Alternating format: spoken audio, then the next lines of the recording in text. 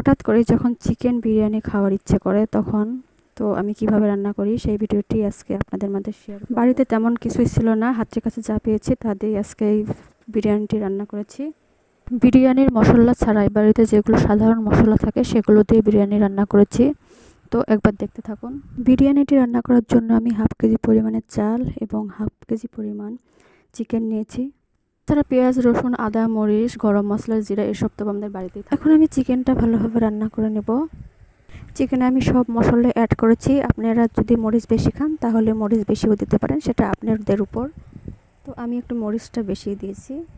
তারপর চাইলে আপনারা কয়েক টুকরা আলুও দিতে পারেন।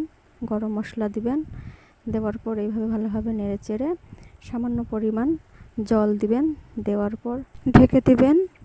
মাংসটা একটু ভালোভাবে ভাজতে হবে যেন গন্ধ না আসে, এমন পরিমাণেই আমি জল দিয়েছি যেন আলুটা সিদ্ধ হয়ে যায়। তারপর অন্য একটা কড়াইয়ে আমি চালগুলো সুন্দরভাবে ভেজে নিব।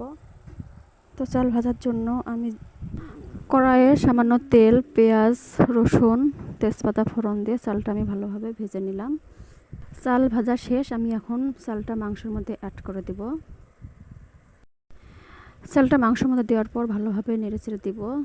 লেগে যাওয়ার ভয় থাকতে পারে, তো ভালোভাবে ঘাটবো যেন লেগে না যায়।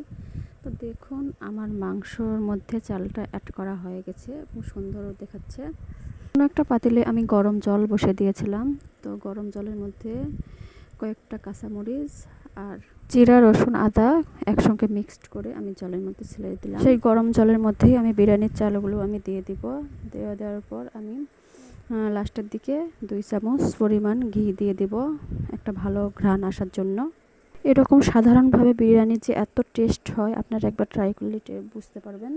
তো আমার ফাইনালি লুক দেখুন বিরিয়ানির কত সুন্দর।